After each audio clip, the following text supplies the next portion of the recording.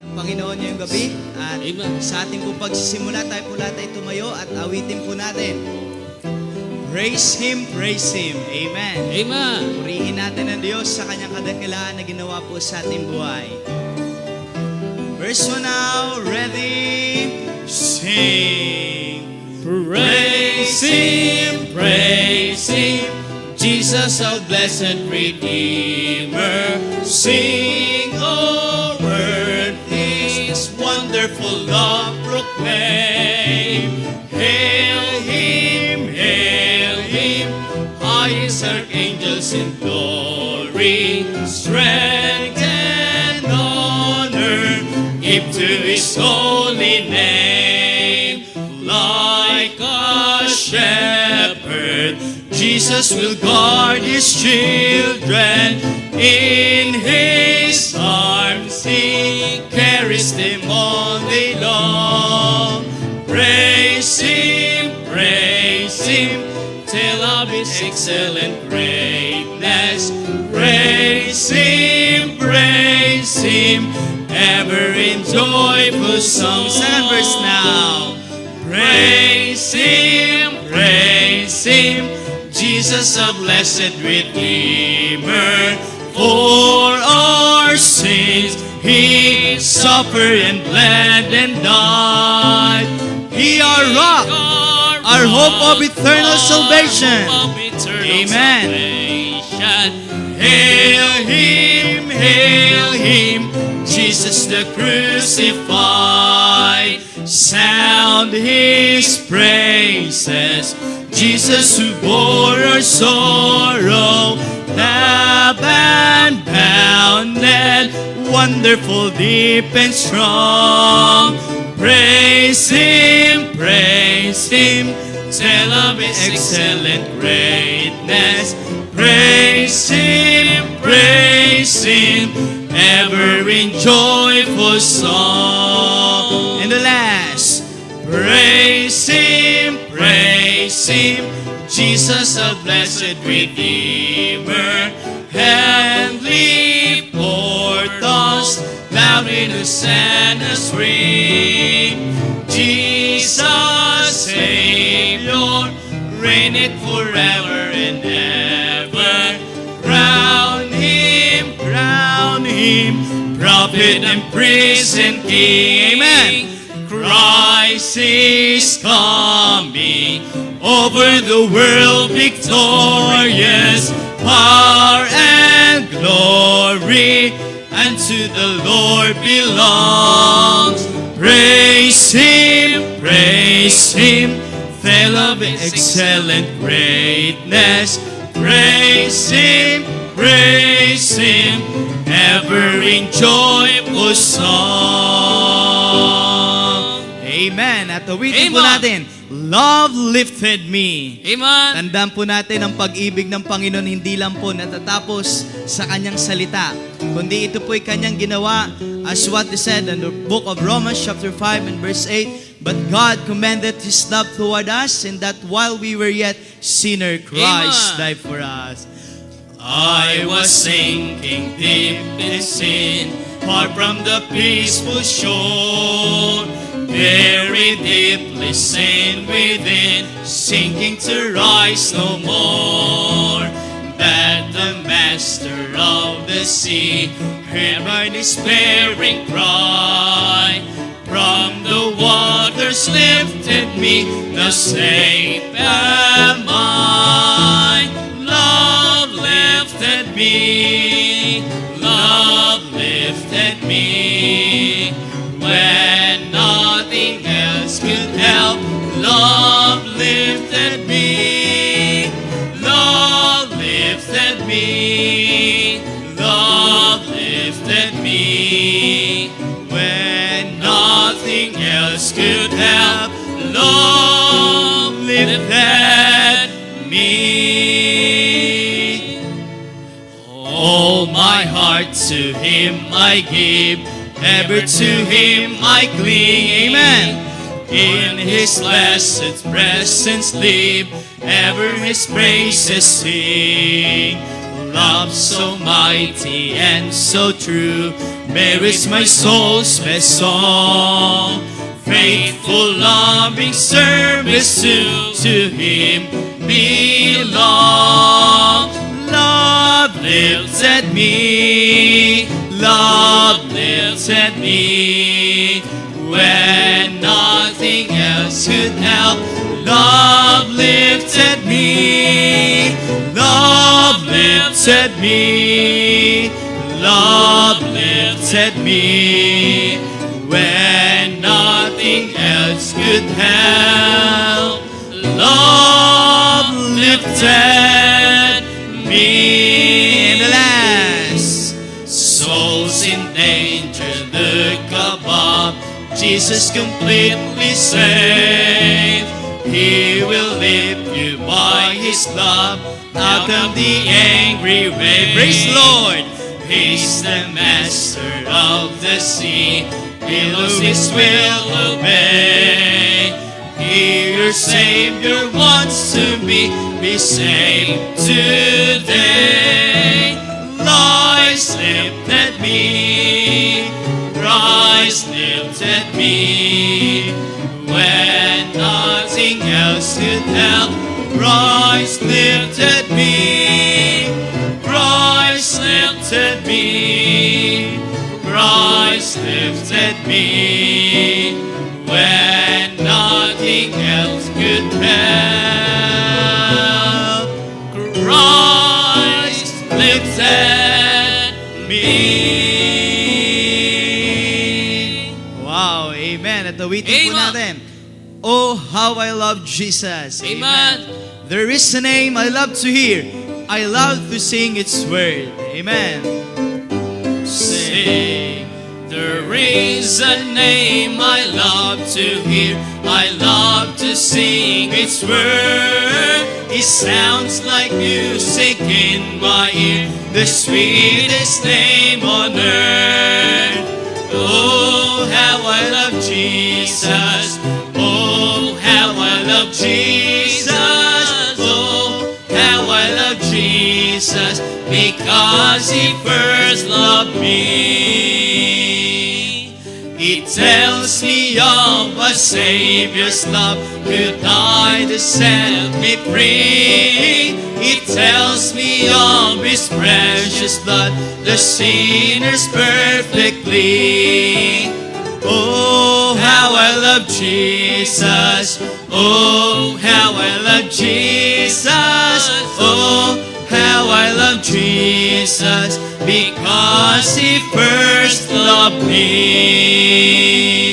It tells of one whose loving heart can fill my deepest wound, who in its sorrow bears a part that none can bear me low. Chorus now. Oh, how I love Jesus. Oh, how I love Jesus. Oh, how I love Jesus, because He first loved me. Wow, amen. At sa Amen. ating pong uling awitin po natin, Draw Me Nearer. Amen. Amen.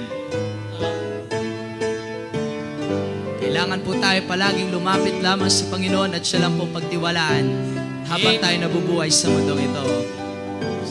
I am thine, O Lord, I have heard thy voice, and it told thy love to me. But I long to rise in the arms of faith and be closer drawn to thee. Draw me nearer, nearer, blessed Lord, to the cross where thou hast died. Draw me nearer, nearer, nearer, blessed Lord, to thy precious bleeding side. All the ladies now. Consecrate me now. Amen. Amen. Sing on, ladies. Let my soul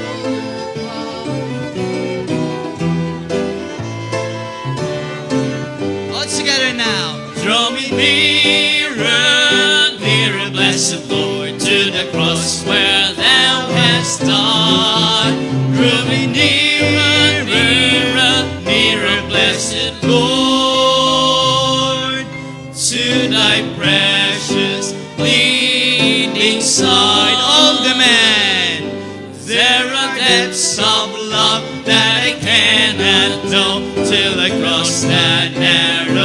Sing on, man.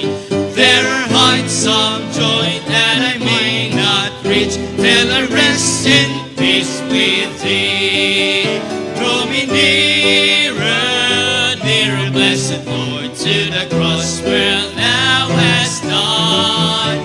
Draw me nearer, nearer, nearer, blessed Lord, to Thy precious bleeding side.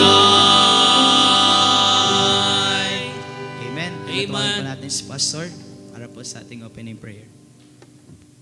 Amen. Ama naming Diyos, salamat po ng maraming marami. Meron po kaming awitin na hindi lamang magandang awitin, kundi maganda pong maging laging panalangin na kami po ay laging mapalapit po sa inyo. Salamat po sapagkat walang pinakamainam na lugar kundi ang kami nasa iyong presensya. Salamat po sa gabing ito na kami ay iyong muling tinipon, iningatan sa mga nagdaang mga araw. Tinaglay namin ang inyong mayamang biyaya, ang iyong kabutihan, ang iyong banayad na pag-akay sa amin upang aming gampanan ang nakalulugod sa iyong paningin at aming ialay sa inyo ang marapat na kaluguran. Salamat sapagkat inyong kinikilala ang mga gawa ng inyong mga anak sa iba't ibang dako. At sa ganito po, marami po ang naaakay ng mga kaluluwa at nadadagdagan, lalong tumitibay ang inyong mga iglesia. Salamat po sapagkat ang inyong mga anak na naglilingkod, nagtatapat, mga kamanggagawa, mga kapatiran ay nagpapatuloy dahil ng Espiritu na nasa amin. Salamat sa ginawa mo sa aming buhay. Hindi namin ito kayang bayaran, hindi namin kayang gawin sa aming sarili. Ngunit tunay na ito nga'y himala ng iyong mayamang biyaya.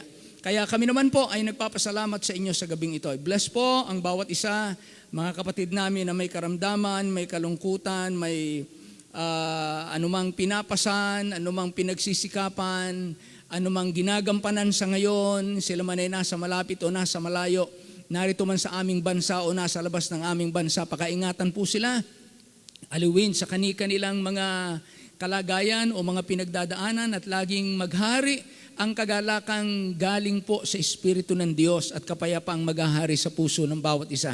I-bless po ang aming bayan, pangunahan po ang aming Pangulo, tulungan mo po siya anuman ang kanyang mga pagkukulang, anuman ang kanyang hamon na hinaharap sa pamumuno sa aming bayan. Bigyan mo po siya ng gabay mo upang ang aming bansa ay manatiling malaya at ang pamamahayag ng iyong salita ay aming magampanan pa. Dalangin namin, Lord, ang inyo po din namang mga anak na may mga karamdaman, hipuin mo po sila, pagalingin at bigyan po ng kaaliwan kung hindi man po agad malunasan, ngunit likhan mo po lagi ng pag-asa na ikaw ang magbabangon at hindi ka magpapabaya. Salamat din po sa mga kasama namin online, ikaw na po magpala, maging sa aming lahat na nangaririto, ikaw po ang aming madakila. Muli po, binabalik namin sa iyo ang lahat ng papuri at dalangin namin ang lahat ng ito sa pangalan lamang ng aming Panginoong Hesus. And all the people say Amen? Amen. Amen. Maraming salamat po. Meron tayong laging dahilan para maging masaya sa Panginoon. Babasahin natin ang Deuteronomy chapter 20. I think, alright, ilang chapter na lamang ang Deuteronomy. Okay, chapter 20. Sama-sama po tayo. Amen. Manatili po tayong lahat nakatayo at atin pong babasahin ang Book of Deuteronomy, chapter 20, verse 1 to 20. Basahin po natin ito ng salitan at sabay-sabay po tayo sa verse 20. Verse 1, pagka ikaw ay lalabas upang makibaka laban sa iyong mga kaaway at makakita ka ng mga kabayo at mga karo at ng isang bayang higit kaysa sa iyo, ay huwag kang matakot sa kanila, sapagkat ang Panginoong mong Diyos ay sumasa iyo, na siyang naglabas sa iyo sa lupain ng Ehipto. At mangyayari paglapit ninyo sa pakikibaka na ang saserdote ay lalapit at magsasalita sa bayan. At magsasabi sa kanila, dinggin mo o Israel, kayo'y lumapit sa araw na ito sa pakikibaka laban sa inyong mga kaaway. Huwag mang lupaypay ang inyong puso, huwag kayong matakot, ni manginig, ni maduwag dahil sa kanila. Sapagkat ang Panginoon ninyong Diyos ay siyang yumayaong kasama ninyo upang ipakipaglaban kayo sa inyong mga kaaway upang kayo'y iligtas. At ang mga pinuno ay magsasalita sa bayan na sasabihin, sinong tao ang nagtayo ng isang bagong bahay at hindi pa niya natatalagahan? Siya yumaon at bumalik sa kanyang bahay. Baka siya'y mamatay sa pakikibaka at ibang tao ang magtalaga. At sinong lalaki ang may itinanim na isang ubasan at hindi pa niya napapakinabangan ng bunga niyaon? Siya'y yumaon at bumalik sa kanyang bahay, baka siya'y mamatay sa pakikibaka at ibang lalaki ang makinabang ng bunga niyaon. At sinong lalaki ang nag-asawa ng isang babae at di pa niya nakukuha? Siya yumaon at bumalik sa kanyang bahay. Baka siya'y mamatay sa pakikibaka at ibang lalaki ang kumuha sa kanyang asawa. At muling magsasalita ang mga puno sa bayan at kanilang sasabihin, sinong lalaki ang matatakutin at mahinang loob? Siya'y yumaon at bumalik sa kanyang bahay, baka ang puso ng kanyang mga kapatid ay mga lupaypay na gaya ng kanyang puso. At mangyayari, pag ang mga pinuno ay natapos ng makapanalita sa bayan, na sila'y maghahalal ng mga kapitan ng mga hukbo sa unahan ng bayan. Pagka ikaw ay lalapit sa isang bayan upang makipaglaban, ay iyong ngang ihahayag ang kapayapaan doon. At mangyayari na kung sagutin ka ng kapayapaan at pagbuksan ka, ay mangyayari nga ang buong bayang nasusumpungan sa loob ay magiging sakop mo at maglilingkod sa iyo. At kung ayaw makipagpayapaan sa iyo, kundi makikibaka laban sa iyo, ay kubkubin mo nga siya. At pagka ibinigay ng Panginoong mong Diyos sa inyong kamay ang inyong susugatan ang bawat lalaki na iyon ng talim ng tabak. Ngunit ang mga babae at ang mga bata at ang mga hayop at ang buong nasa bayan, pati ng buong nasamsam doon, ay kukunin mong pinakasamsam at kakanin mo ang samsam sa iyong mga kaaway na ibinigay sa iyo ng Panginoon mong Diyos. Gayon ang inyong gagawin sa lahat ng bayang totoong malayo sa iyo, na hindi sa mga bayan ng mga bansang ito. Ngunit sa mga bayan ng mga taong ito na ibinigay sa iyo ng Panginoon mong Diyos na pinakamana, ay huwag kang magtitira ng may buhay sa anumang bagay na humihinga. Kundi inyong lilipulin sila, ang Eteo at ang Amoreo, ang Cananeo at ang Pereseo, ang Hebeo at ang Jebuseo, gaya ng inuutos sa iyo ng Panginoon mong Diyos. Upang huwag kayong turuan nilang gumawa ng ayon sa lahat nilang karumal-dumal na kanilang ginawa sa kanilang mga Diyos, na anupat kayo'y magkasala laban sa Panginoon ninyong Diyos. Pagka iyong kukubkubing mahabang panahon ang isang bayan sa pagkikibaka upang sakupin, ay huwag mong sisirain ang mga punong kahoy niyaon na pagbubuhatan ng palakol, sapagkat makakain mo, at huwag mong ipagbubuwal, sapagkat tao ba ang kahoy sa parang kukubkubin mo? Sabay-sabay po tayong lahat. Ang mga punong kahoy lamang na iyong kilala, na hindi mga kahoy na nakakain, ang iyong sisirain at ibubuwal, at iyong itatayong mga kuta laban sa bayang nakikibaka sa iyo, hanggang sa maibawal mo. Purihin po ang Panginoon sa pagbabasa po ng kanyang salita, at maaari na po tayo makaupo lahat.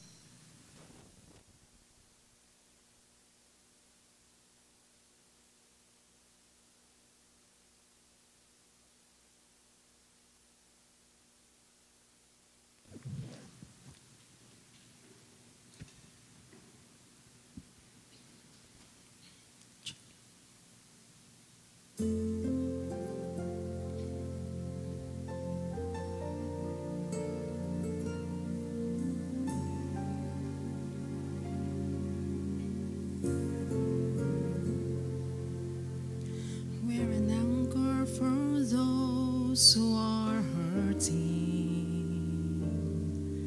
We're a harbor for those who are lost.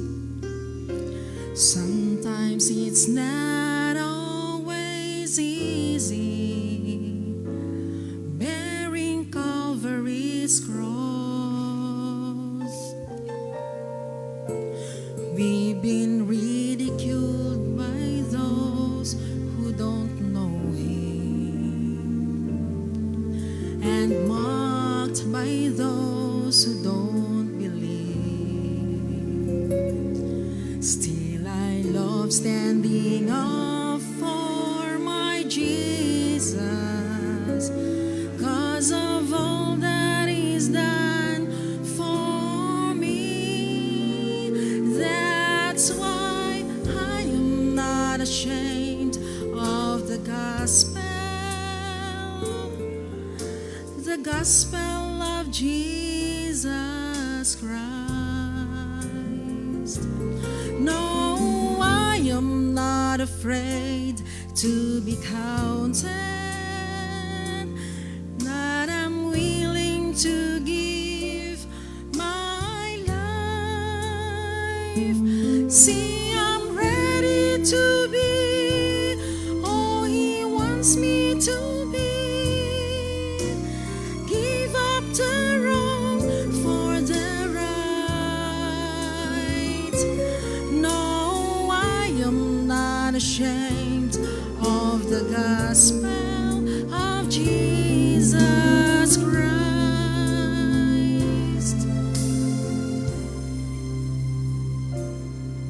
For every moment is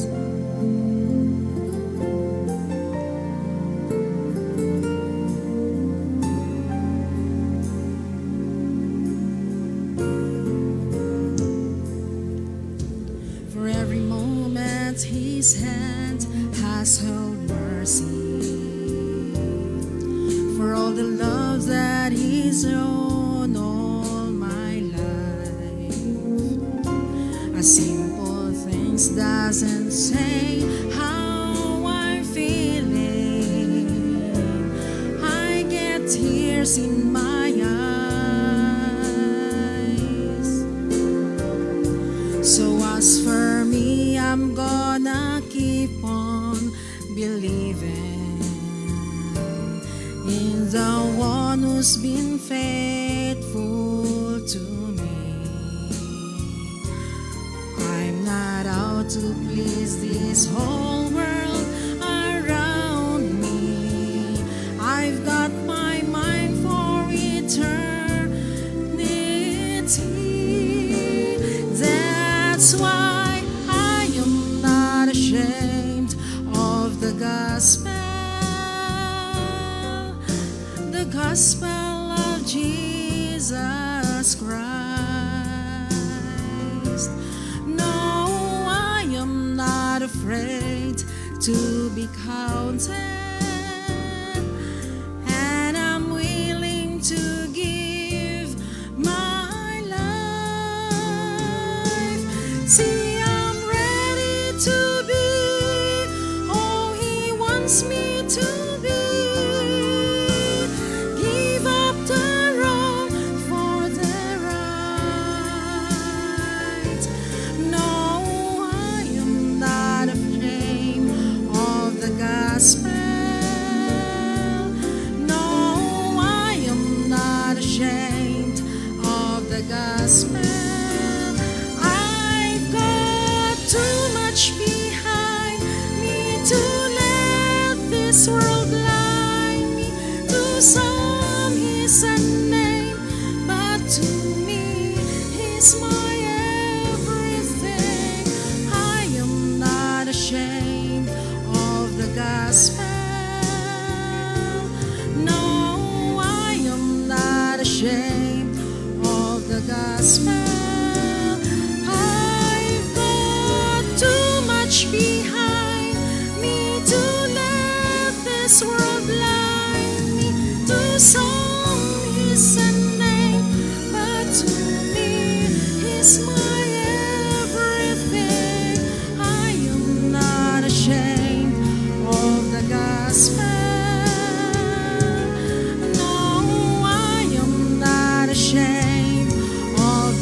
gospel. No, I am not ashamed of the gospel of Jesus Christ.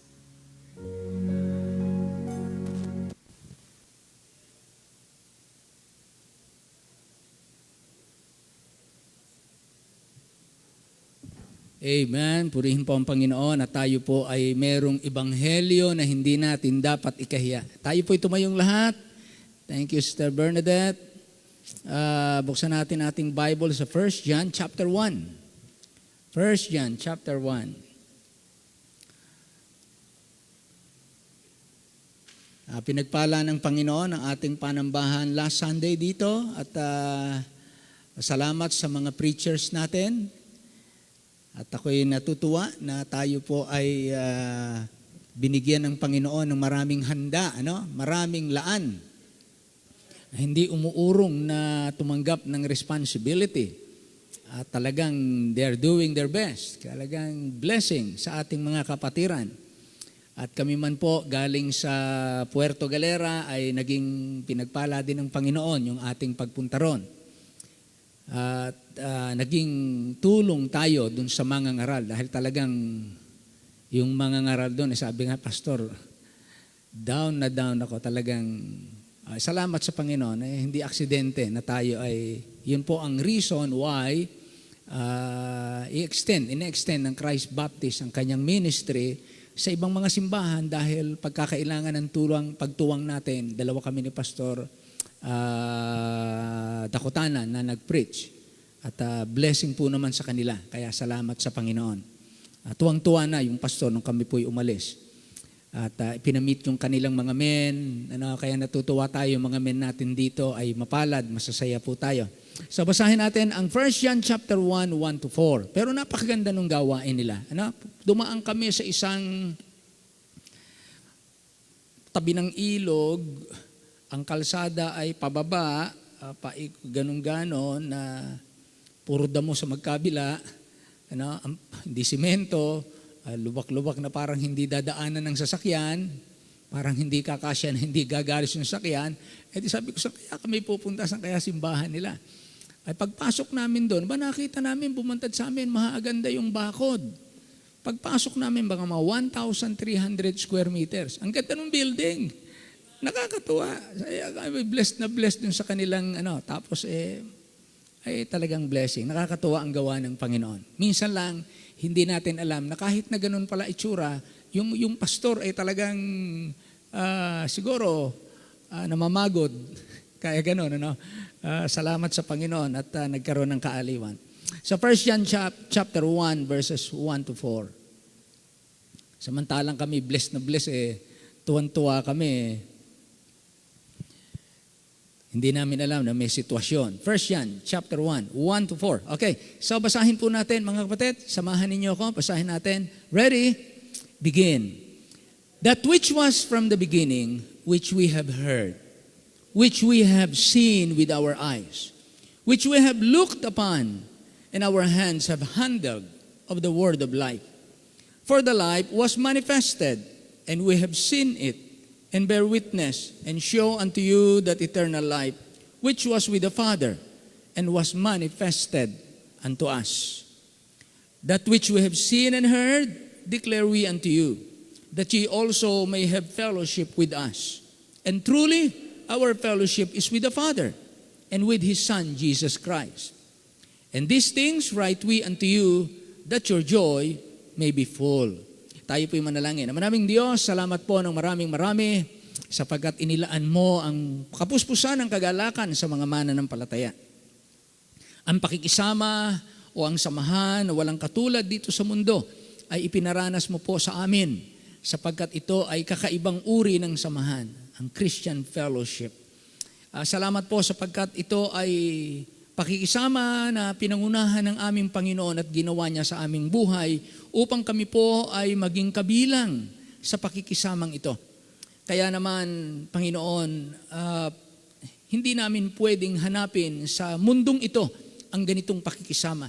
Sapagkat ito'y pakikisama na tanging para lamang sa iyong mga anak. Kaya, O Diyos, mapalad po kami na may ganitong uri ng pakikisama at i-bless niyo po ang bawat isa sa amin at lalo naming pahalagahan ang pakikisamang ito na ibinagkatiwala mo sa bawat isa, lalo na sa iyong iglesia. Hiling namin ang lahat ng ito sa pangalan lamang ng aming Panginoong Hesus, and all the people say Amen. Amen. Christian Fellowship. Tayo po yung mga makaupo na po. Christian Fellowship. Pinamagatan po itong Christian Fellowship sapagkat ang sabi po riyan ay verse 3, that which you have seen and heard declare we unto you, that ye also may have fellowship with us. So fellowship with us. Mahalaga po ang fellowship. Pero bago yan, nang sumulat po si Apostle John, kanyang pinakilala, dinescribe niya, yung may akda ng fellowship na ito para tayo makasama sa pakikisamang ito. Sabi niya rito, i-describe niya ang ating Panginoong Hesukristo, that which was from the beginning. Hindi naman ito ang ibig sabihin, which was from the beginning. Kung naalala niyo po, ang Genesis 1:1, in the beginning, God, sa John 1:1, in the beginning was the Word, na hindi naman siya ang simula ng paglalang, pero hindi po siya nilalang at siya po ay wala ring simula, that which was from the beginning. So, ang ating Panginoong Hesukristo ay hindi nagsimula lang sa tiyan ni Maria. From the beginning, andun na siya. Sinasabi lang na siya ay buhay na, naroon pa sa simula. Mula pa sa simula. Which we have heard. Nadinig namin. We have seen with our eyes. And we have looked upon. Namasdan namin siya. And our hands have handled. Nahipo namin siya, nahawakan natin siya. Sabi nga ni Apostle John, di ba, nung sila'y kumakain, siya ay nakasandal, nakahilig sa dibdib ng Panginoon. Nahawakan nila ang Panginoon, maging nung siya ay nabuhay na muli sa patay. At ang ating Panginoon ay talagang hindi nila dati pinaniniwalaan na ito na nga ang anak ng Diyos nung una, at hindi nila pinaniniwalaan na siya ay Diyos. Pero after ng resurrection, nagkaroon po sila ng paglago sa pagkakilala sa ating Panginoon. Kaya mahalaga yung paglago sa pagkakilala. Hindi nila kilalang lubos ang ating Panginoon ng mga time na yon. Then sabi niya sa verse 2, for the life was manifested, and we have seen it. Yung buhay. At nakita namin.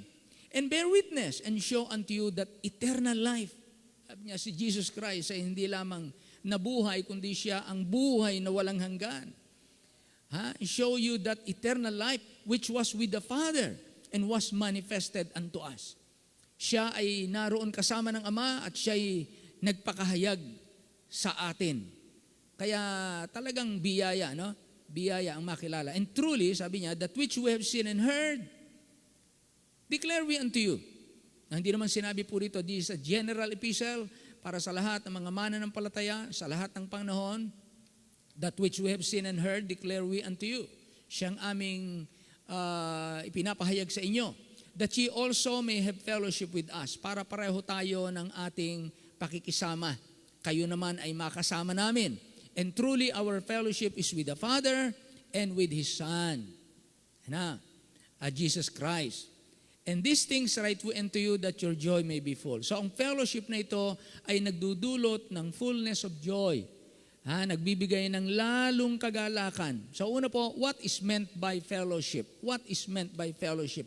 Ayon po sa Vine's Greek Expository Dictionary, New Testament Dictionary, fellowship is sharing in common. Yun po ang ibig sabihin. Sabi nga ng iba two men in one ship. Two fellows in one ship. Fellowship. Two fellows in one ship. But it is more than two fellows in one ship. Fellowship is sharing in common. It also denotes a partaker or partner. It means to have communion with or to have things in common. So pagka-fellowship, we have in common. Kaya dapat po natin itong unawain. Ang Christian fellowship is what is common among us. What is common among us ay yung pare-parehong meron tayo.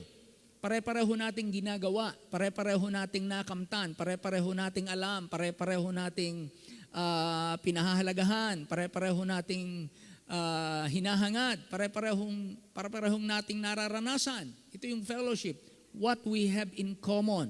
Kaya dapat po natin pakasuportahan ang tunay na samahang Kristiyano. Walang samahan mula nang tayo'y maligtas na hihigit pa sa samahang Kristiyano.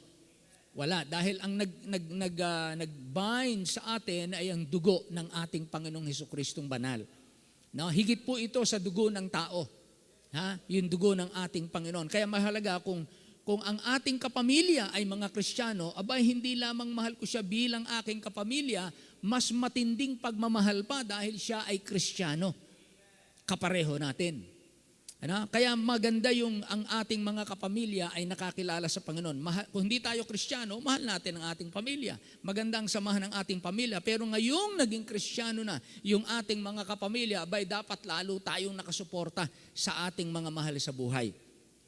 Lalo na kung sila yung mga mananampalataya. So, lahat tayo na nakaranas ng kaligtasan sa pamagitan ng biyaya ng Panginoong Hesukristo, marami po tayong pinagkakapare-pareho bilang Kristiyano. Sapagkat lahat po tayo ay naging kabahagi kay Kristo. Lahat tayo naging kabahagi sa Kanyang salita. Lahat tayo naging kabahagi sa Kanyang Espiritu.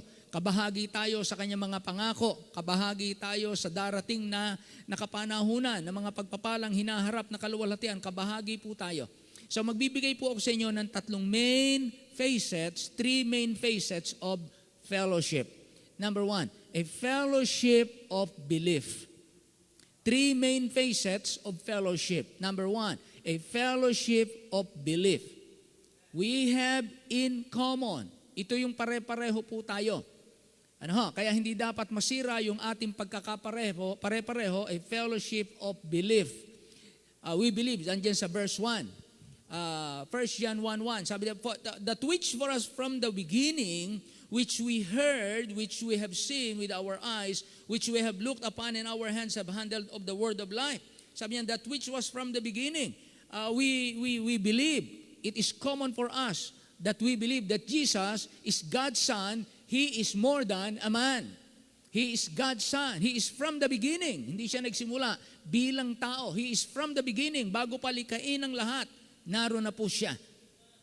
Kaya ang sinasabi dito, that which was from the beginning. And then, sa chapter 2 and verse 2, this is our common belief, chapter 2 and verse 2, sabi dito, and He is the propitiation for our sins. Pag sinabi nating propitiation, pampalubag, pampahupa ng galit. Yung poot ng Diyos, imbis na napakainit, napakataas ng kanyang galit, ay humupa. Imbis na napakaalab ng kanyang galit dahil ng ating mga kasalanan, humupa nang ialay ni Kristo ang kanyang sarili. Sabi dito, and He is the propitiation for our sins, and not for ours only, but also for the sins of the whole world. Pati yung mga hindi kumikilala sa Kanya, pinag-alayan din po ni Kristo ng buhay. Hindi ko mo nag-alay si Kristo ng buhay, lahat ng tao ligtas na. Pero yung kanyang ibinigay ay provision para ang tao walang madahilanan. Bakit hindi siya maligtas? Ang dahilan ng hindi niya pagkaligtas, hindi ang Diyos. Ang dahilan ng hindi niya pagkaligtas ay yung kanyang pagtanggi sa iniaalok ng Diyos. Ang Diyos nga ang nagliligtas. Ang Diyos ang nagbigay ng kanyang anak. Propitiation. Not only for us, but also for the sins of the whole world. Sa chapter 2, real Christian is more than mere knowledge. Look at verses 3 hanggang 6. And hereby we do know that we know Him. Now, we know. We share this knowledge. Meron tayong common knowledge. Na sabi dito, we do know that we know Him. Alam natin, nakilala natin siya if we keep His commandments. So narito po yung tunay na Kristiyano ay hindi lamang may alam, hindi lamang siya aral, kundi siya ay merong tamang pamumuhay, may tamang pagsunod. He that saith, I know Him and keepeth not His commandments is a liar, and the truth is not in Him. Idinidefine ng ating Panginoon para makilala natin, yung nagsasabing kilala ko siya pero hindi naman talaga, walang interes. Walang gustong sumunod sa kalooban ng Diyos. Sabi ng Panginoon, huwag ka maniwalang Kristiyano yan. Don't believe that talagang siya ay na-convert. Huwag kayong maniwala na talagang siya ay na-born again. Pagka ang isang tao hindi nagpakita ng kagalakan na sundin ng kalooban ng Diyos, hindi po talaga yan naligtas. Yan ang sinasabi dito sa verse 4. He is a liar. Okay? So, real Christians is more than mere knowledge. Verse 5. But whoso keepeth His word, in him verily is the love of God perfected. Hereby know we that we are in Him. Talagang na kay Kristo na nga tayo kung tayo ay tumutupad ng kanyang mga utos. He that saith he abideth in Him ought himself also to walk even as He walked. Kaya merong patunay, merong ebidensya ang taong tunay na naligtas. So we have a common belief na ang talagang Kristiyano hindi lamang may matalino sa kaalaman kundi may buhay na binago. Talagang yun ang ebidensya. Hindi mo pwedeng ikaila. Talagang nabago. Nababago ang buhay. Hindi naman perpekto. Pero talagang may pagbabago. Gusto niyang gawin yung kalooban ng Diyos. And we have that common belief. Na chapter 2 verse 15 and 16. Another marks na pinaniniwala natin. 2:15 and 16. Love not the world, neither the things that are in the world. If any man love not the world, the love of the Father is not in him. So we believe na ang sino man na talagang umiibig sa sanlibutan, wala doon ang pag-ibig ng Ama. For all that is in the world, the lust of the flesh, the lust of the eyes, and the pride of life is not of the Father, but is of the world. Sa sanlibutan yun. So identify natin saan siya talaga nakasalig, saan siya nakatuon. So real Christians has more than mere knowledge, and loving the world reveals the inner man. Pagkamahal ng isang tao, ang sanlibutan, yun ang talagang kanyang first love, yun ang kanyang true love, ang sanlibutan yan. Kaya mapupunan nyo, lahat ng tunay na naligtas, talagang ang sanlibutan, hindi na po natin pangunahin sa ating buhay.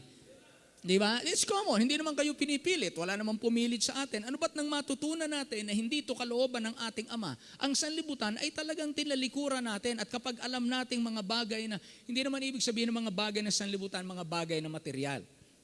Hindi naman yun ibig sabihin ng sanlibutan. It's the philosophy. It's the way of thinking. Pagka sinabi natin ang mga tao ay worldly, anong tingin nila sa pera? Anong tingin nila sa material? Anong tingin nila sa tao? Anong tingin nila sa, It's their mindset. No, hindi po yung kaya paano nila ginagamit ang pananamit? Paano nila ginagamit ang salapi? Paano nila ginagamit ang impluwensya? Na it's their way of thinking. So we do not think like them. Then look at chapter 3 verses 8 and 9. 1 John chapter 3, 8 and 9. Okay? So tingnan po natin to. Sabi dito, he that committed sin is of the devil. That's what we believe. Yung taong patuloy na gumagawa ng kasalanan ay sa dyablo. Sinabi ng Panginoon na, ingatan nyo, baka sa dyablo yan. Hindi sinabing baka sa dyablo. Sabi dito, he that committed sin, yung practicing sinner. Nasabi natin, nagpapatuloy na nagpa-practice ng kasalanan. Hindi natitinag. Hindi lumalayo. Hindi namumuhi sa kasalanan. Hindi nalulungkot pang nagkasala. He that committed, talagang gumagawa, hindi nakagawa, gumagawa. Talagang ito'y kanyang choice, talagang ito'y kanyang passion, talagang ito ay kanyang lifestyle. He that committed sin is of the devil. Why? Itong pagkakapareho. For the devil is the same. Seen it from the beginning. Kaya makita nyo, walang change. Seen it from the beginning. It's the same. He that committed sin and he that sinned, both of them are the same. For the devil sinned from the beginning for this purpose. Ito ang nangyari sa atin. For this purpose, the Son of God was manifested that He might destroy the works of the devil. Tayo na, lifestyle natin, practice natin ang gumawa ng kasalanan, practitioner tayo ng kasalanan, sinira ni Kristo yung gawa ng dyablo na tayo maging alipin ng kasalanan. Sinira ni Kristo. Kaya tayo po'y nakahulagpos at hindi na po tayo alipin ng kasalanan. We can say no to sin. Now we believe, nang tayo maligtas, sinira na ni Kristo ang gawa ng dyablo sa ating buhay. Hindi na pwedeng maghari ang kasalanan sa ating buhay. Tama po, say amen. Yun ang nangyari sa inyo. Yun ang nangyari sa lahat ng Kristiyano. Kaya makikita natin, ang karanasan natin pare-pareho. Kahit saan kayong simbahan ng Kristiyano magpunta, lagi niyong madidinig, yung dati ako'y ganito. Dati itong buhay ko. Dati itong paniwala ko. Alipin ako ng mga maling paniwala, alipin ako ng maling mga bagay. Pero sinira ni Kristo yan mula ng siya manampalataya, nakahulagpos tayo doon, pinalaya tayo, at nakita ngayon sa kanilang buhay ang pagbabago. Yan ang talagang Kristiyano. So, whosoever is born of God, verse 9, whosoever is born of God doth not commit sin. Hindi siya gumagawa ng kasalanan. Ibig sabihin, intentionally, na wala siyang takot, wala siyang pag-aalala, wala siyang struggle. Whosoever of God doth not commit sin, for his seed remaineth in him. Yung word of God nasa atin. Nasa atin. Diyan naalala nyo yung naghahasik ng binhi. Inihasik ang salita ng Diyos. Ang salita ng Diyos na nanatili sa atin. Kaya hindi natin kagalakan na gumawa ng kasalanan, na magpatuloy sa kasalanan, for his seed remaineth in him. And he cannot sin because he is born of God. Hindi niya kayang mabuhay sa kasalanan sapagkat siya ay pinanganak na muli ng Diyos, sapagkat iba na ang ating likas. Maaring magkasala, pero hindi ka gagawa talaga ng kasalanan na iyong kagalakan ng kasalanan. Lahat ng Kristiyano na nagkakasala, nagkakaroon ng kalungkutan. Nag-i-struggle po tayo, pero nagkakasala, no? Kaya iba ang buhay ng Kristiyano. Then, look at chapter 4, 1-4. Chapter 4, 1-4. Kaya ito pong Christian fellowship is a fellowship of belief. We believe. Chapter 4, 1-4. Beloved, believe not every spirit, but try the spirits whether they are of God, because many false prophets are gone out into the world. Hereby know ye the Spirit of God. Every spirit that confesseth that Jesus Christ is come in the flesh is of God. And every spirit that confesseth not that Jesus is come in the flesh is not of God. Liwanag, ano? Kapag ka naniniwala kang si Kristo na parito sa laman, siya'y dating espiritu, nasaan yung Diyos, espiritu siya, nagkatawang tao, yung daw nagko-confess, yung nangangaral na si Kristo ay naparito sa laman, ay ito'y sa Diyos. At bawat espiritu, so sinesense yung spirit ng tao, ito ba'y kamangmangan o talagang ito'y kanyang talagang paniwala? Sabi dito, and every spirit that confesseth not that Jesus Christ is come in the flesh is not of God. Hindi sa Diyos. And this is the spirit of Antichrist, whereof ye have heard that it should come, and even now already is it in the world.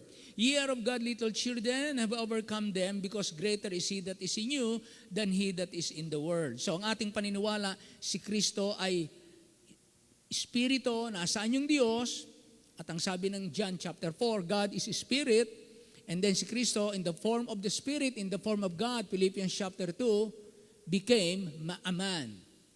And being found as fashion as a man, he humbled himself. Kaya si Kristo po ay, sabi nga sa John chapter 1, and the Word was made flesh. Yung word doon ay hindi hula. Yung word doon ay kanyang pangalan. Isa sa kanyang mga titles. The Word of God. Okay. So, again, 1 John chapter 5, 11-13. This is what we believe. Verse 11, and this is the record that God had given to us eternal life, and this life is in His Son. We cannot find life except in His Son. Cannot find life in the law, through the law, by the law, through good works, through the church. No, we cannot find life anywhere.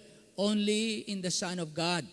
So, verse 2, he that had the Son had life, and he that had not the Son of God had not life. Kaya kung meron na tayong Kristong sinampalatayanan, kung meron na tayong Kristong nanahan sa ating puso, meron tayong buhay, kung wala pa si Kristo sa atin, ang paniwala natin, hindi siya ligtas.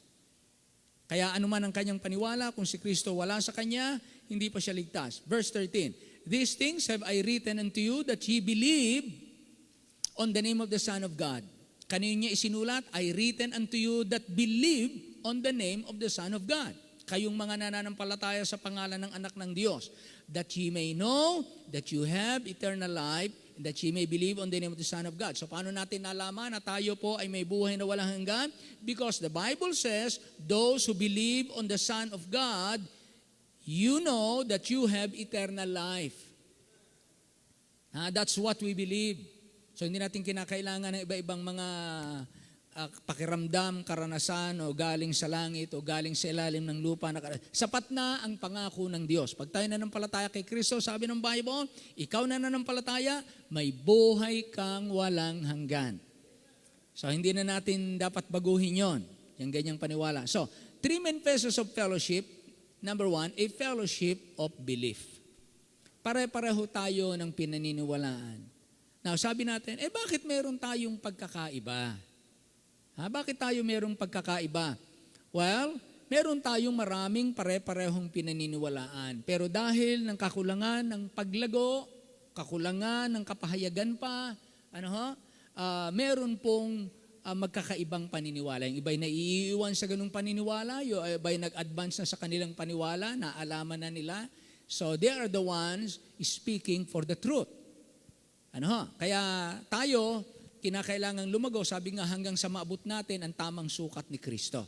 Kaya tamang panalangin yung spiritual growth, laging panalangin natin. So, a fellowship of belief. Kaya tayo, iisa sa isang iglesia, we have a fellowship of belief. Number 2, a fellowship of behavior. A fellowship of behavior. Chapter 2, verse 19. 1 John 2:19. How we behave. Dito nakikita natin, ang sabi rito, verse 19, they went out from us, but they were not of us. For if they had been of us, they would no doubt have continued with us. So we fellowship, it is a fellowship of behavior. We continue. We continue. Pero yung mga hindi ka-fellowship, they went out from us. Aalis talaga sa atin. Kaya okay lang yon. Mahirap naman ka-fellowship yung hindi talaga sa atin. Mahirap naman pilitin nating sumama sa atin, makasama natin yung hindi naman gusto sa atin. Kaya merong fellowship of behavior. Lahat tayo, we stay. We stay with one another. Kaya sabi dito, no doubt have continued with us, but they went out, that they might be made manifest that they were not all of us. Kaya hindi natin pwedeng isipin na lahat ng dumadalo, lahat ng nakikita natin sa loob ng simbahan ay kaisa natin. Merong talagang mga taong napasok sa simbahan na hindi talaga natin kaisa. At isang araw, mahahayag, aalis yung mga yon. Itong mga umalis na ito, hindi ibig sabihin lumipat ng ibang simbahan. Hindi po yun ang ibig nating tukuyin dito. Kasi mga Kristiyano din yon. Ang tinutukoy nating but they were not from us, hindi talaga mananampalataya. Hindi talaga mananampalataya. Yan ang tinutukoy natin. Hindi po yung mga kapatid na lumipat ng ibang bansa o lumipat ng ibang lugar, lumipat na ng simbahan. Hindi yon.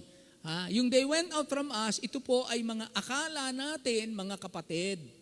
Pero hindi pala.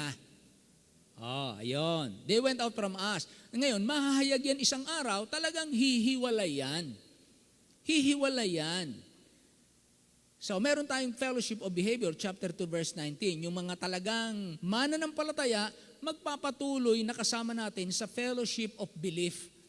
Maaring umiba ng simbahan, maaring umiba ng tirahan, maaring umiba ng lugar, at nag-iba na rin ng simbahan, pero ang paniniwala, pareho pa rin sa atin.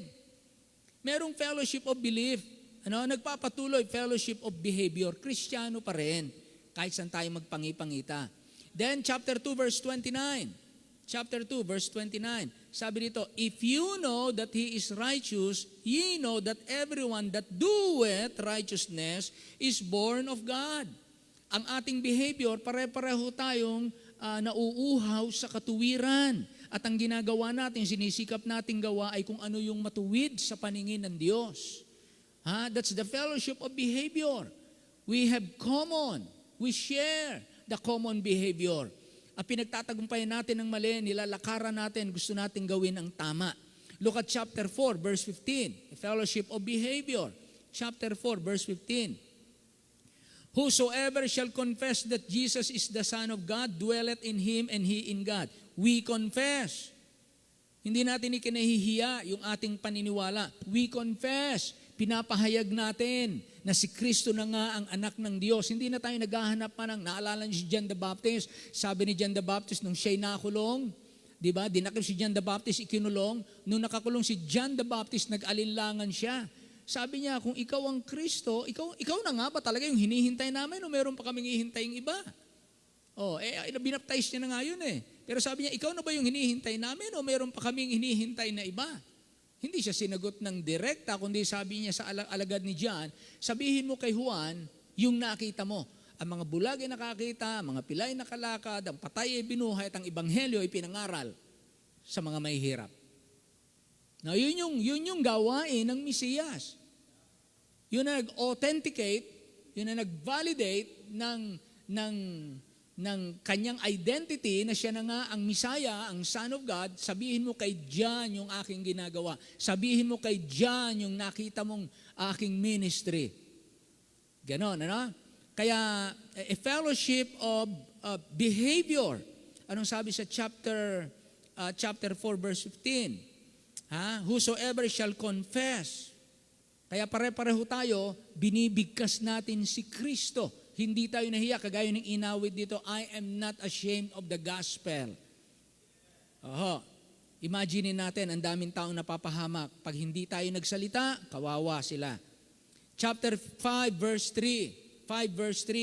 For this is the love of God, that we keep His commandments, fellowship of behavior. We are keepers of the commandments of Christ. And His commandments are not grievous. Hindi ito mabigat. Hindi ito magpapalumbay sa atin. Ang kautusan ni Kristo, hindi po ito grievous. Kaya hindi po ito mabigat. Kaya we fellowship in obeying the commandments of God. Kaya nagagawa natin yung gawain ng Panginoon. Chapter 5, verse 5. Ano pa nakalagay? Who is he that overcometh the world? But he that believeth that Jesus is the Son of God. We are all overcomers. We overcome the world. Pinagtatagumpayan natin ang ating pananampalataya. Kaya lahat po tayo, we behave like overcomers. Kaya nabago ang ating buhay. Kaya nakita natin na lalo tayong nagiging maayos. Lalo tayong nagiging kaaya-aya sa Panginoon. Because we overcome the world. That's how we behave. We do not submit, we do not succumb to the world. We do not put ourselves under the yoke of this world, but we overcome the world. Ganon. So, number 1 is a fellowship of belief. Number 2, a fellowship of behavior. Number 3 is a fellowship of bonding. Fellowship of bonding. Look at chapter 2, verse 10. 1 John chapter 2 and verse 10. Bonding. Ano yung bonding? Siyempre, yung paglalapit ng loob. Paglalapit ng loob. Paglalapat ng kalooban. Sabi dito, he that loveth his brother abideth in the light. And there is none occasion of stumbling in him. Kapag kamahal mo ang iyong kapatid, mananatili ka sa liwanag at wala kang anumang ikatistisod sa kanya. Siyempre po, pagkamahal mo ang iyong kapatid, hindi ka matitisod sa kanya. Pag mahal mo ang iyong kapatid, hindi ka matitisod sa kanya. Why? Kaya mong unawain, kaya mong tiisin, kaya mong pasanin, kaya mong patawarin. Mahal mo eh. Di ba ganon? Kaya hindi ka matitisod. Kung ikaw ay Kristiyanong mapagmahal sa kapatid mo, pag ang kapatid mo nagkasala, hindi ka ma-offend. Uunawain mo na lang, ibibigay mo na lang sa Panginoon. Unawain mo, ganon siya ang level niya, ganon ang ugali niya, ganon ang weakness niya, nagkamali siya, hindi siya perfecto, he's still in the making, God is still working on him. No? Mahal kita, kaya ang hahangarin ko pa rin, yung ikabubuti mo, aantayin ko na lumago ka. So, hindi matitisod. Sabi nga ng Bible, they that love thy law, nothing shall offend them. Kapag kamahal natin ang salita ng Panginoon, walang anumang makakapagpatisod. Pag sinabi natisod, tumatakbo ka ng maayos and then natisod kang gano'n, napatigil ka, titigil ka, may nagpatigil sa iyo. Yun ang natisod. Napadapang gano'n, ano? Natisod. So, a fellowship of bonding. So, ano po yung bonding? Yung loving one another. Sabi niyan sa verse 10, he that loveth his brother abideth in the light. So, meron tayong bonding At ang bonding natin in love and in the light. Ganon, nasa liwanag. Nagmamahal na nasa liwanag. Another, chapter 3, verses 11 and 12. Chapter 3, 11 and 12. For this is the message that ye heard from the beginning, that we should love one another. Siyempre, pagka love one another, not love one another, not love another one, ha? Not love another one. Love one another, not love another one. Ha? That we should love one another. Siyempre, pagka we love one another, look at verse 12. Not us. Oh, tingnan niyo po yon. Kasi hindi love itong ginawa ni Cain. Not as Cain, who was of that wicked one. Ha? Nasa panig ni Satanas, wicked one. And slew his brother. Sinaktan yung kanyang kapatid. Pinaslang niya yung kanyang kapatid. And wherefore slew he him? Because his own works were evil, and his brother's righteous. Dahil ng inggit. Nainggit siya, nakita niya, tinanggap yung hain ni Abel. Hindi tinanggap yung hain ni Cain. Hindi tinanggap yung kanyang hain. Nakita yung tinanggap yung kay Abel dahil matuwid si Abel. Nagalit siya, nagselos siya, nainggit siya. Ha? At pinagtangkaan niya at pinatay niya yung kanyang kapatid. Yun po ang nangyari. Sabi ng Bible, sa ating binasa, sa verse 11, this is the message that you heard from the beginning, that we should love one another. Huwag mong gawa ng masama ang iyong kapwa. Ganon. Pagka masama, masisira ang kanyang pangalan, masisira ang kanyang patotoo, masisira ang kanyang pamilya, masisira ang kanyang business, masisira ang kanyang kalusugan, masisira ang kanyang pananampalataya. Huwag nating gawin. Bakit? Mahal natin yung kapatid. That is the fellowship of bonding. Lahat tayo sa bawat isa. Ganon, ang hahangarin natin, yung ikatitibay ng isa't isa, ikauunlad ng isa't isa, ikagaganda ng patotoo, ikatatagumpay. A fellowship of bonding. Why? Because there is love, brotherly love. Then chapter 3, verses 17 to 19. Chapter 3, verses 17 to 19. 3:17, but whoso had this world's good, and seeth his brother have need, ha? May kapatid tayo na may pangangailangan, and shutted up his bowels of compassion, ha? Tinalikuran natin, ating isinara ang ating kalooban from him. How dwelleth the love of God in him? Paano mananahan yung pag-ibig ng Diyos sa isang Kristiyanong nagdaramot sa kanyang kapatid na may pangangailangan? Ha, may pangangailangan ito, ha? Hindi capriccio ito. May pangangailangan. Walang kakainin. Walang dadamtin. Kaya anong sabi? Chapter 4, verse 17 hanggang 19. My little children, let us not love in word, neither in tongue, but in deed and in truth. O, yun. Hindi lang daw sa salita, kundi sa katotohanan at sa gawa. And hereby we know that we are of the truth and shall assure our hearts before Him. Binibigyan tayo ng tiyak na maayos ang puso natin, tanggap tayo ng Diyos kung tayo po hindi lamang sa salita nagmamahal, kundi talagang sa gawa. Kaya kung meron tayong alam na talagang may pangangailangan at meron din lang tayong maitutuwang, wag nating ipagkait yung wag nating isara yung ating kalooban. Bagamat minsan pagka wala ka nang maibigay, hindi mo na maalam kung paano ka tutulong, ano? O, hindi mo na malaman kung paano mo tutuwangan. Pero siguro marahil pwede nating i-recommenda sa iba. Ganon. Pero wag tayong magsara ng ating kalooban. Verse 11, chapter 3, verses 7 to 9. Chapter 4, verse 7. Chapter 4. Go to chapter 4, verse 7. A fellowship of bonding, 4:7. So magtulungan tayo sa mga panahon ng pangangailangan. Verse 7, may namatayan, may ikakasal, may maglilipat ng bahay, gano'n, no? May natanggal sa trabaho, may na-hospital na emergency, mayroong funeral, at sari-sari mga pangangailangan. Magtulungan daw po, huwag magsara ng ating puso. Beloved, chapter 4, verse 7, let us love one another, for love is of God, and everyone that loveth is born of God and knoweth God. So ito ang naturalesa ng taong naligtas, ang magmahal dahil tayo minahal ng Diyos. He that loveth not knoweth not God, for God is love. In this was manifested the love of God toward us, because that God sent His only begotten Son into the world, that we might live through Him. Amen. So purihin po ang Panginoon. Look at verse 11. Beloved, if God so love us, we ought also to love one another. We ought. Dapat lamang. Mahalin natin ang isa't isa. Siyempre, bawat isa sa atin, minahal ng Panginoon. Kung sinong minahal ng Panginoon, mamahalin din natin. Kasi minahal ng Panginoon Sabi nga, for the sake of Christ. Kahit hindi natin magawang mahalin, ayaw nating mahalin. Parang galit, naiinis tayo, nayayamo tayo. Pero dahil minahal ni Kristo, for the sake, alang-alang kay Kristo. Yun ang ano dun Yun ang kaibahan sa Kristiyano. Yung bang mamahalin mo na siya, hindi dahil na ikaw na may gusto Hindi yun Kung tayo minsan parang ayaw mo nang mahalin, may marang kang mga taong ayaw mo nang mahalin, ayaw mo nang tanggapin, ayaw mo nang pakitaan ng maganda, ayaw mong ngitian, ayaw mong masilayan man lang, ni ayaw mo makita ang anino. Pero for the sake of Christ, sabi ng Bible, for the sake of Christ, andun ang talagang pag-ibig. Yun yung divine love na kinakailangang matutunan nating lahat.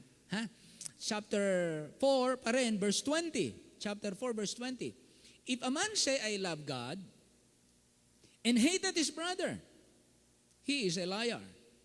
So you cannot say that I love God if I hate a brother. Sabi ng Bible, he is a liar. For he that loveth not his brother, whom he had seen, how he can love God, whom he had not seen.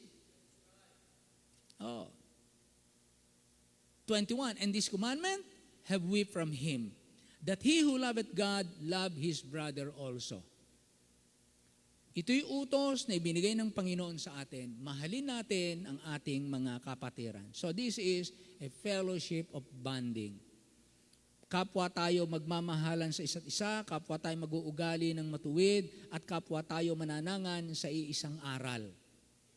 Okay? Now, let's go to the next. 4 descriptions of Christian fellowship. 4 descriptions of Christian fellowship. Number 1, Christian fellowship is maximal. Christian fellowship is maximal. The word maximal means the greatest or most complete or best possible. Maximal, the greatest or most complete or best possible. Ang Christian fellowship is maximal. Ibig sabihin, wala nang hihigit sa ganitong klaseng fellowship. This is the greatest fellowship you can experience. Why? Because this fellowship is with God the Father and with the Son and with the Holy Spirit. And with one another, lahat na nagmamahal sa Panginoon. So this is the greatest or most complete or best possible. Ang sabi ni D.L. Moody ay ganito, if God is your partner, make your plans big. If God is your partner, make your plans big. Kung siya ang aking ka-fellowship, huwag kayo mag-isip ng maliit. Manalangin kayo ng mga bagay na malalaki. Ganda. Sabi dito, verse 3, look at verse 3, sabi dito, and truly our fellowship is with the Father and with His Son, Jesus Christ. So this Christian fellowship is maximal. Just imagine ang ka-fellowship natin, the greatest person in the universe. The greatest person in eternity. Walang katulad niya. Tapos siya ang ating ka-fellowship. Siya ang ating, meron tayong pakikisama sa Kanya at siya may pakikisama sa atin. Yon.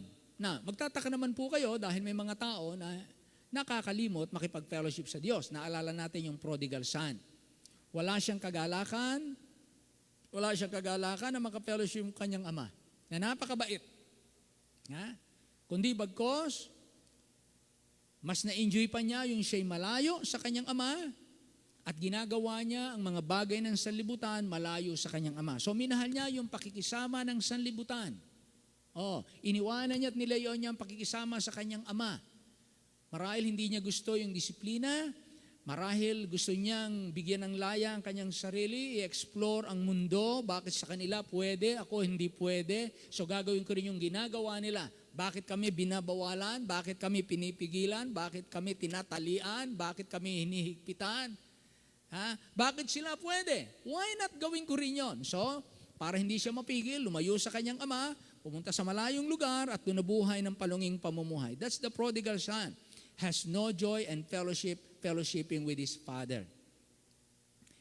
Kaya Christian fellowship is maximal. Walang katulad nito. Later on naman, bumalik siya. Na-realize niya, walang katulad sa bahay ng aking ama. Kinakailangan niyang mauntog, magising. Walang nagtrato sa kanya ng katulad ng trato ng Panginoon. Kumbaga, ng kanyang ama sa langit. Another example dyan is si Demas. Sabi ng Bible sa 2 Timothy chapter 4 and verse 10. 2 Timothy chapter 4 verse 10. Inibig pa ni Demas ang kasalukuyang masamang sanlibutan. Iniwan si Paul sa gawain. Iniwan nila ang gawain ng Diyos. Ito pong mga kagaya ni Demas. Iniiwan nila ang gawain ng Panginoon at ang inuunin nila ay mga bagay ng sanlibutan. Iniiwan ang gawain ng Diyos. So anong ginawa nila? Yung maximal, the greatest, the most complete, the best possible fellowship ever na pwedeng maranasan ng tao. Hindi niya in-enjoy. In-enjoy niya yung pakikisama ng sanlibutan kagaya ni Demas. Na dapat ang Diyos ang sentro ng pagsasama-samang Kristiyano, hindi ang tao. Wala nang hihigit pa sa pakikisama ng Diyos sa katulad nating mga Kristiyano. So, this Christian fellowship is maximal. Wala na po itong katulad, mga kapatid. Kinakailangan lang po para maranasan natin ito na talagang very enjoy. Sabi nga ng Bible, that your joy might be full. Second, Christian fellowship is motivational. It's not only maximal, but this is motivational. Alam niyo po na isang nakakainganyo sa mga tao, pag nakikita nila ang mga Kristiyano na mayroong kakaibang kasayahan. Tingnan niyo, pagka tayo namatayan, usually, pag ang tao namatayan, talagang iyakan yan. Wala kang madinig na saya. Talagang pagluluksa. Di ba? Nung una, hindi natin alam yung umaawit ng masaya pag kami patay. Hindi natin alam yung nagmasaya tayo pag kami patay. Talagang pag may patay, nako, bawal magsaya. Ni bawal nga magsuot ng pula eh. Yung masasayang kulay, bawal eh. Talagang pagka maglilibing, talagang mga nakaitim, talagang madilim na madilim ang kanyang kalooban. Pero pagka mananampalataya, wala na tayo dun sa mga pamahiing kulay ng suot, masama, wala na tayo dun sa wag magwawalis palabas, wala na tayo dun sa wag liligpitin yung mga basura, takpan yung mga salamin, may ganun eh, sari-sari. But Christian fellowship is motivational. Ano sabi sa verse 4, chapter 1 and verse 4. Okay, tingnan natin. 1 John chapter 1 and verse 4. Ito po nakalagay dito, why motivational? 1:4. Anong sabi dito? And these things write we unto you that your joy may be full. The word joyful means inspiring. Motivational means inspiring. Seeking to inspire people to act in a certain way, especially so as to overcome obstacles and achieve success and happiness. Ngayon, yung Christian joy, naalala niyo si Paul and Silas? That's Christian joy. Ginulpi sila, inaccuse sila falsely, binilanggo sila ng wala sa tamang ng batas. Binugbog sila, ginapos sila, tapos nung hating gabi, anong ginawa nila? Umawit sila ng pagpupuri sa Diyos. There is Christian joy.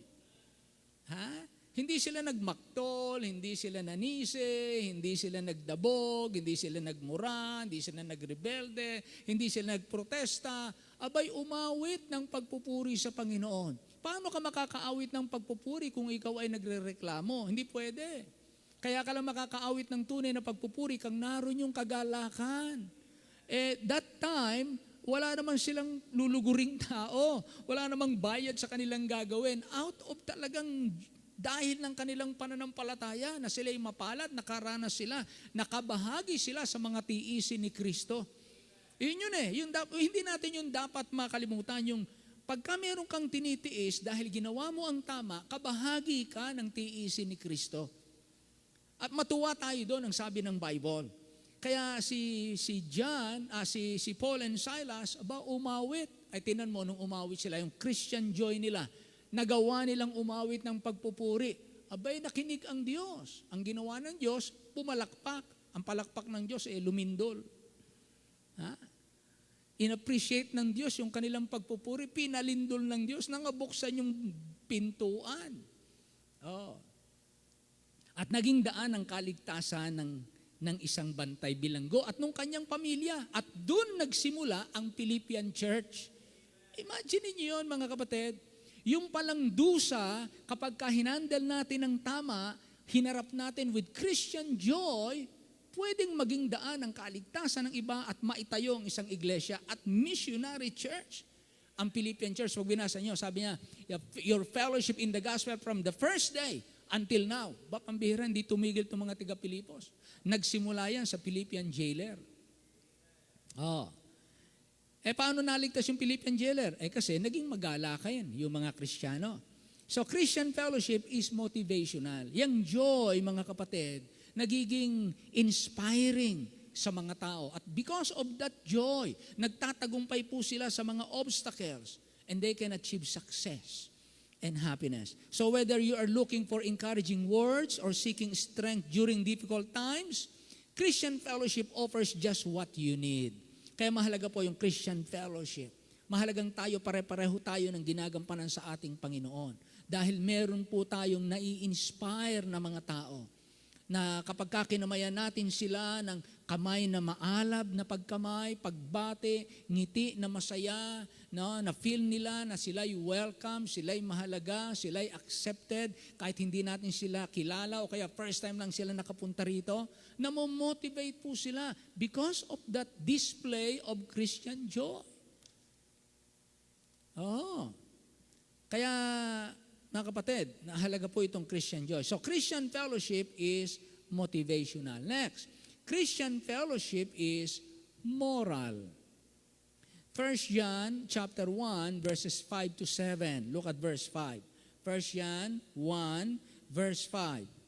Moral. This then is the message which we have heard of him and declare unto you that God is light, and in him is no darkness at all. If we say that we have fellowship with him and walk in darkness, we lie. Why? Because God is light. And if we walk in darkness and we say we have fellowship with God, sabi na Apostle John, that's not true. And we are not doing the truth.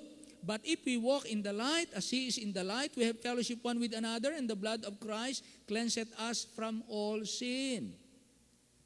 So walking in the light, Christian fellowship is moral. Pagka sinabi nating light, that which is good. Ano yan? Dark, that which is evil. Morally good and morally evil. But Christian fellowship is moral. Kaya kapag tayo po magkaka-fellowship ng mga mananampalataya, hindi pwedeng gagawa tayo o merong naka-involve o may nakasingit na immoralidad. Hindi po pwede. Otherwise, hindi buo, hindi pure, hindi tunay yung Christian fellowship na nagaganap sa loob ng mga simbahan sapagkat merong mga nangyayari at nagaganap na immoralidad. Kaya mga kapatid, panatilihin natin yung magandang samahan sa loob ng simbahan. Kung paano natin ibig panatilihin ang magandang samahan sa loob ng tahanan, walang miyembro ng tahanan na dapat gumawa ng immoral. Sapagkat ang paggawa ng immoral ay sumisira ng magandang samahan. Ay, dalihin mo yan sa trabaho, ganun din yan. Dawin mo yan sa paaralan, ganun din yan. Bagamat tinatanggap minsan sa mga paaralan, tinatanggap sa mga pagawaan, tinatanggap sa mga lansangan, pero hindi po dapat ito tanggapin sa tahanan, lalo na sa simbahan. Kaya unang-una sa ating sarili, kanya-kanyang sarili, tayo ang magpigil ng ating sarili. Kung gusto nating i-promote ang Christian fellowship, iwasan natin ang mga alok ng mundo. Nung minsan nga may pinakita ko kay Sister Donna, sabi ko, tingnan mo tong nakalagay sa Facebook na to. Ito hindi ko yan, kung ano yan, basta na lang yan nalito yan. Tingnan mo ang nakalagay. Immoral. Mga itsura ng mga babae. Naabutin lang, maya-maya, nawawala. Pagka i-close mo at binuksan mo, wala na. Pero gano'n, ano? But in Christian fellowship, hindi pwedeng merong immorality. Hindi po pwede yun. Nakita ng Diyos, ang Holy Spirit, aatras siya. Kaya, para manatili ang Christian fellowship, it's moral. Next, last, Christian fellowship is mutual. Hindi lamang ako, hindi lamang ikaw, bawat isa sa atin. Look at verse 7. Anong sabi diyan? Verse 7, but we walk in the light, 1:7, but we walk in the light as He is in the light. We have fellowship one with another. That's the fellowship with one with another. One with another. Fellowship with one another. So this is mutual. Let's walk in the light. I will walk in the light, you walk in the light, and we have fellowship one with another. I have fellowship with you, you can fellowship with me, because both of us are walking in the light. So Christian fellowship is mutual. Sabi nga ni Dr. Jack Hyles, let those be thy choicest companions who have made Christ their chief companion. Ha? Maganda to, ha? Let those be thy choicest companions who have made Christ their chief companion. Genuine Christian fellowship connects us to God. Ang talagang magandang samahang Kristiyano, yung samahang ikinukonekta tayo sa Diyos. Developing deeper spiritual growth and strengthens our faith. Yun ang magandang Christian fellowship. Kaya sa darating na ating youth conference, pag-pray natin na ito'y maging talagang fellowship, the sharing of intimacy with God. And you can be, alam nyo, minsan kahit kasama na natin sa pamilya, we feel strange. Na?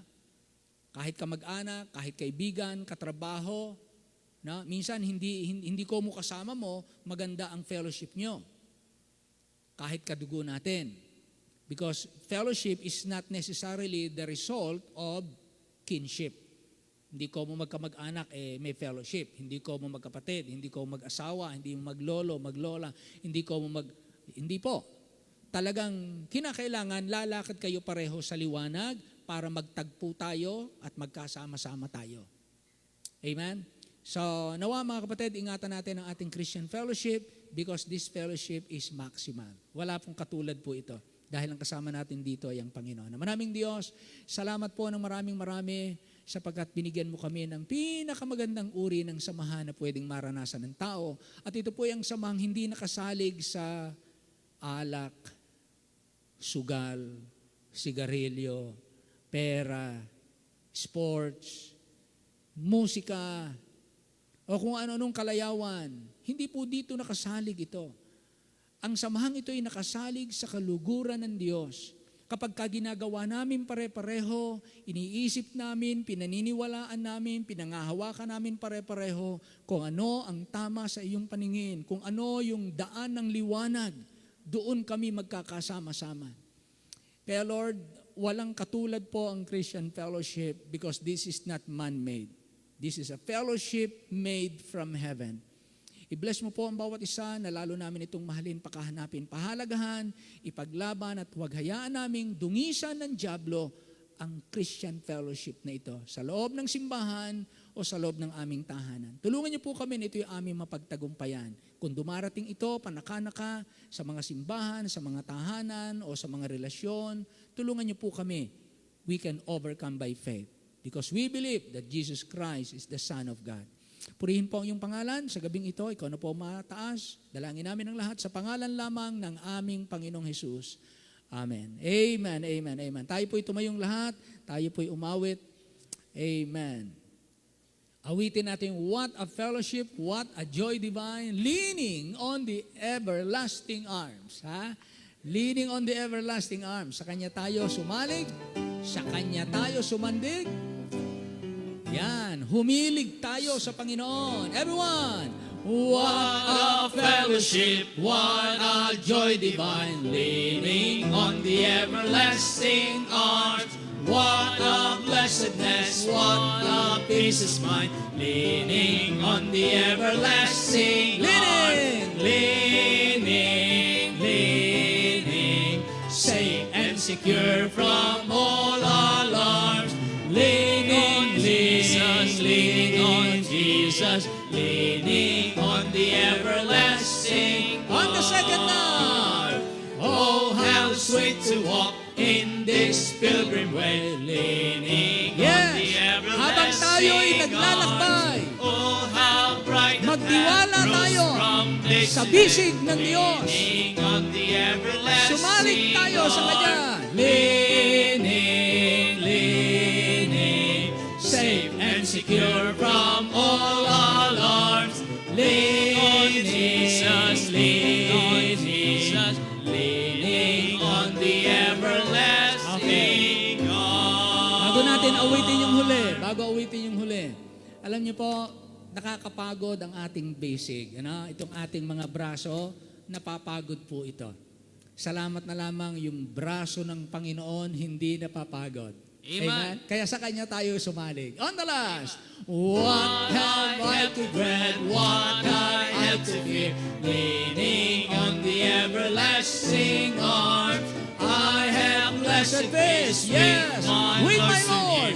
Leaning on the everlasting arms, leaning, safe and secure from all alarms. Leaning, leaning on the everlasting arms. Amen. Praise the Lord. Buti na lang ang kamay ng Diyos, ang kanyang bisig ay hindi kagaya ng sa tao. Purihin ng Panginoon. Meron tayong maaasahan. Amen. Brother Nair, alika dito. Pasalamatan mo ang ating mga kaloob. Pasalamatan natin ang Panginoon. Tumatanggap pa tayo ng mga hininga hanggang ngayon. May pagkakataong paglingkuran siya. Amen. Brother Nair, please. Tayo po ay manalangin. Dakilang Ama, maraming pong salamat po sa gabi nito. Salamat po sa inyong salita. Salamat po sa aming pastor na patuloy niyo pong ginagamit. Thank you, Lord. Tunay nga po, Panginoon, ang buhay ay napakaraming katatakutan. Apo. Napakaraming pasanin na kung minsan tingin po namin ay hindi po namin kaya. Yes, Lord. Maraming mga bagay, Panginoon, na minsan kami ay nasa estado ng pagsuko dahil kulang ang aming kakayahan, Apo. kulang ang aming mga kaalaman at karunungan. Ngunit salamat, Panginoon, dahil sa katotohanan na sa kabila na aming mga kahinaan, ang inyong kamay ay hindi nyo po inuurong sa bawat isa po sa amin. Praise the Lord. Lagi po naming dama, Panginoon, dahil sa aming kakapusan. Subalit nakikita po namin ay kami po ay inyong pinagtatagumpay. Salamat Hindi po dahil ng aming kagalingan, ng aming kalakasan, o aming karunungan, Amen. kundi dahil tunay na kayo po ay mapagbiyaya po sa bawat isa Amen. po sa Thank you, amin. Lord. Thank you, Salamat, Panginoon, sa inyong kabutihan po sa amin.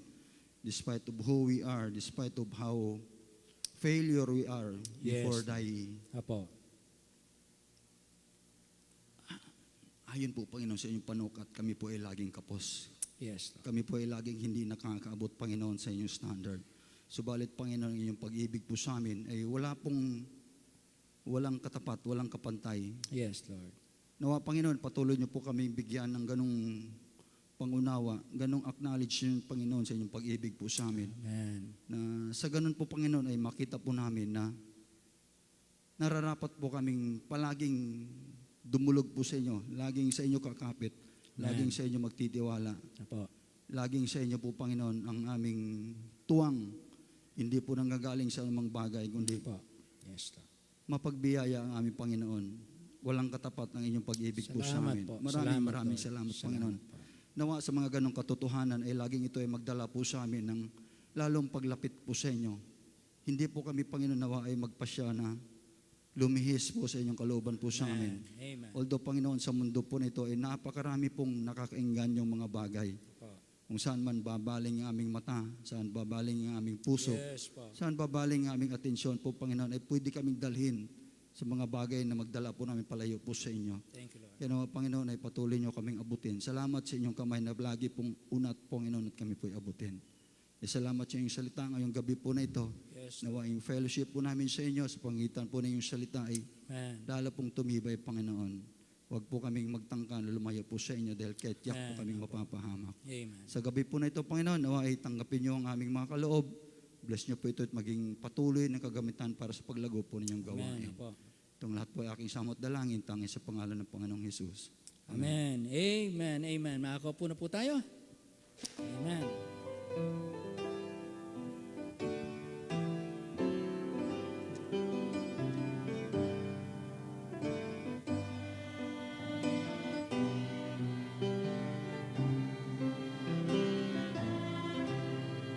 Since my life He controls, since I gave my life to Jesus.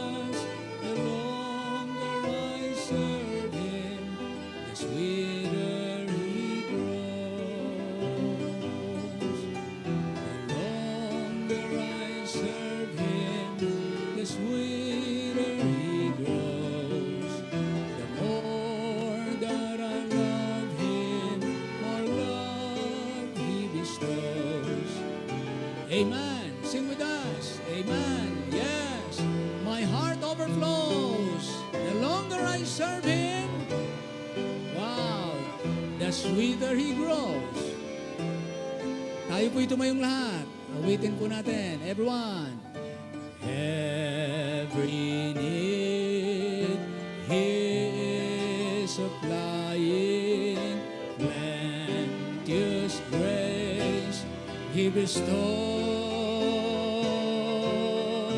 Every day my way gets brighter the longer I serve Him. Wow, there is no regret in serving Jesus. The longer I serve Him, the sweeter He grows. The more that I love Him, more love He bestows. Each day is like heaven, my heart.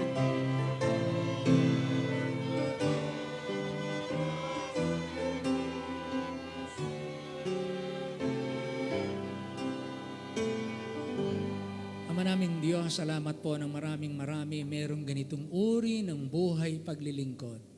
Ang maglingkod sa mundong ito ay tunay na nakakaubos ng lakas. Ngunit sa mga naglilingkod sa iyo, meron kang ibinibigay na panibagong lakas. Sa mundong ito, ang aming kagalakan ay nauubos. Ngunit sa iyo ay laging merong bukat ng kagalakang bunga ng Espiritu ng Diyos. Salamat po ng marami. Ang aming pong buhay na iisa, maiksi, ay ginawa mong makabuluhan. Inilagay mo sa tamang landas upang ang layunin ng pagkalikha mo at pagliligtas sa amin ang siya naming magampanan. Salamat po ng marami sa pagmamahal mo na hindi namin kayang malirip, di namin kayang maunawaan. Tunay nga na ang aming bahagi ay lagi kang pasalamatan. Purihin po ang iyong pangalan sa gabing ito. Ingatan mo po kami at ingatan po naman namin ang pakikisama namin sa inyo at ang pakikisama namin sa isa't isa. Bless niyo po ang Christian Fellowship sa iglesyang ito.